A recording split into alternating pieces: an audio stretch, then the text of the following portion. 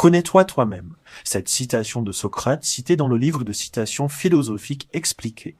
Cette maxime la plus célèbre de Socrate est extraite d'une inscription gravée au fronton du temple d'Apollon à Delphes, qui exhortait les voyageurs à l'humilité. Elle a traversé les siècles et s'accorde aujourd'hui à l'ère du temps, puisque nous avons tendance à y voir une invitation à l'introspection, ou peut-être même au développement personnel. Pourtant, elle constituait aux yeux de Socrate un principe de morale plus que de psychologie.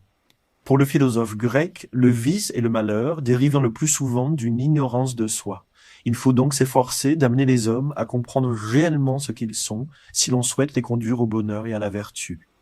Pour cela, Socrate aide ses interlocuteurs à s'interroger sur leurs propres qualités et à chercher des définitions susceptibles de déchiffrer le sens véritable de leurs actions.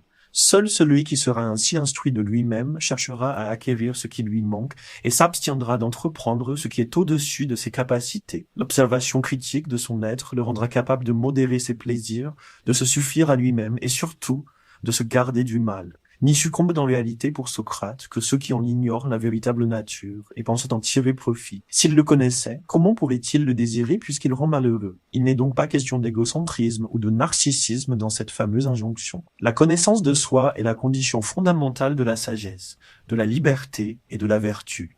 Elle fut pour Socrate et demeure jusqu'à aujourd'hui au cœur de la philosophie.